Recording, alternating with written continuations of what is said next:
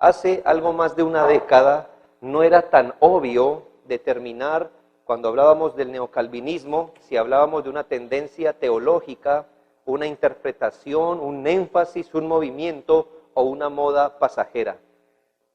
Teólogos, buenos oradores, lenguaje sugestivo, movilizaciones, literatura, videoclips de muy buena edición, empezaron a surgir progresivamente aprovechando la masificación del Internet, aparentemente promoviendo la reforma. Un aumento del interés de las doctrinas reformadas puso en evidencia una subcultura llamado jóvenes reformados e inquietos, acompañados de pastores de renombre que ponían tinte de confiabilidad. Empezamos con una serie de eventos, de conferencias, y aunque hoy ya hay ministerios paraeclesiales reconocidos por representar básicamente lo que es el neocalvinismo, también debemos decir que de los muchos hombres involucrados en estos movimientos que representan el neocalvinismo, no todos están comprometidos con la misma fuerza en todos los puntos, pero han acordado de manera formal y explícita participar y formar parte de esos ministerios. Muchos dicen, pero en esas organizaciones hay hombres de Dios con buen discernimiento que no apoyan los errores del neocalvinismo. Nosotros siempre respondemos que si tuvieran buen discernimiento, ¿qué hacen avalando el error? O al menos, si fueran de ese tipo de hombres de discernimiento, ¿por qué no hablan? ¿Por qué no corrigen? ¿Por qué no enseñan a los demás dónde está el error? ¿Por qué callan? ¿Por qué omiten hablar? Es el punto. No negamos que estos hombres que están en estos movimientos han hecho algún aporte como pastores y maestros, pero donde están fallando con los ojos abiertos son asuntos muy sensibles. El neocalvinismo tiene una reputación por la enseñanza de las doctrinas bíblicas, sobre todo por la soteriología reformada o las doctrinas de la gracia. El neocalvinismo, de hecho, es débil en doctrina. Usted dirá, no, lo que yo veo en el neocalvinismo es que son hombres fuertes en doctrina. No, son débiles y se lo compruebo por un asunto. Para hacer sus organizaciones o sus coaliciones han tenido que bajar su teología al mínimo. Si usted me dice que eso es madurez doctrinal, que eso es ser fuerte en doctrina, entonces tendría usted que leer las confesiones de fe antiguas para que empiece a entender qué es solidez doctrinal y cómo se expresa en realidad la madurez en el entendimiento bíblico. La primer característica del movimiento neocalvinista es el ataque a la suficiencia de las Escrituras. Parece una aseveración temeraria porque precisamente usted los ve haciendo grandes esfuerzos y hablando de la suficiencia de la palabra de Dios, de la centralidad de la palabra de Dios, de la predicación expositiva y cosas así. Y creo, hermanos, que aquí al pueblo de Dios le ha faltado discernimiento, al pueblo de Dios le ha faltado ser más bíblico en hallar cuál es el estándar que la misma Biblia usa para calificar a los maestros. Ellos deben ser sanos en la fe, según la palabra de Dios, pero hermanos, el Señor nos enseñó a determinar la calidad de un maestro en Mateo 7:16, diciendo, por sus frutos los conoceréis. Y entonces aquí, hermanos, no es lo que ellos digan, no es lo que ellos profieran con sus labios, porque ellos pueden ser hábiles hablando. Estoy hablando de los maestros del neocalvinismo. Ellos pueden ser hábiles hablándole a usted de la suficiencia de la Escritura. Y usted dice, no, pero mire, aquí hay una conferencia, la suficiencia de las Escrituras. Hermanos, no es solo lo que ellos digan, no es lo que digan con sus labios. Mire lo que ellos hacen. Mire cuáles son sus prácticas.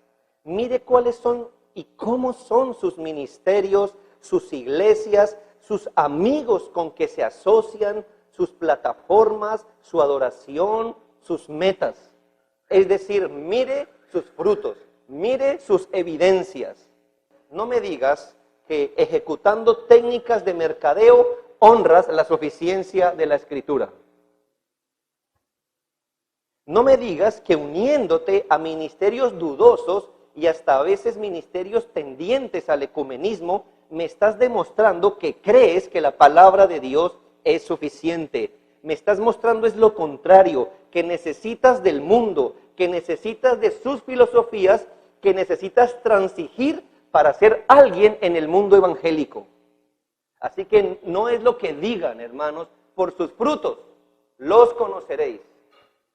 Haciendo, por ejemplo, una distinción entre doctrinas fundamentales y no fundamentales. Como hemos dicho, esa aparente distinción es válida si bien se explica y en un contexto muy definido, pero no como hoy la han planteado los neocalvinistas. La suficiencia de la palabra de Dios ha sido atacada cuando se ha planteado de forma arbitraria. La discriminación de las doctrinas en primarias, secundarias y terciarias. Claro, hermanos, esto se hace porque hoy hay una procura más grande que mantener y sostener y defender la verdad, y es la famosa unidad. Y como le dije ayer, creemos en la unidad del cuerpo de Cristo, pero la unidad sobre la base de la verdad, y entre más verdad, más unidad. Vas a reconocer un neocalvinista porque él está adiestrado a pensar en términos de doctrinas fundamentales y no fundamentales. Y es muy fácil para el neocalvinista hacer esto. La doctrina que no quiere entender, que no quiere llevar, entonces es fácil para él decir, esto no es fundamental. Es fácil, ¿verdad? Tengo problemas con el día del Señor. Eso significa renunciar a mi tiempo, como si tuviéramos nuestro tiempo, mi tiempo, a mis proyectos, a mi diversión. No quiero llevar la cruz. Entonces, ¿qué hago con la doctrina? No fundamental. Quedó hecho el trabajo. ¿Lo vio? Tan fácil como es. No quiero estudiar la Escritura. No quiero abandonar la mundanalidad en la adoración. Quiero porque me gusta el pop, me gusta el rock, me gustan los ritmos tropicales en la adoración, pero no quiero estudiar la Biblia, no quiero hacer exégesis a los textos, no quiero hacer eso. Entonces, ¿qué hago con la doctrina de la adoración en el culto público? Doctrina secundaria. Ya, ¿ves? Uno de los creadores de la coalición por el Evangelio, él enseña que el diluvio universal no fue universal. Piensa que muchos en este grupo afirman que aún los dones apostólicos están vigentes. Ellos creen en las profecías y en las lenguas.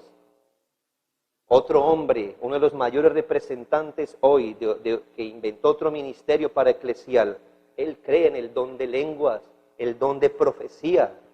Y sabes, hermano, que eso no tiene que ver con la soberanía de Dios, tiene que ver con, ¿es la palabra de Dios suficiente o no es suficiente?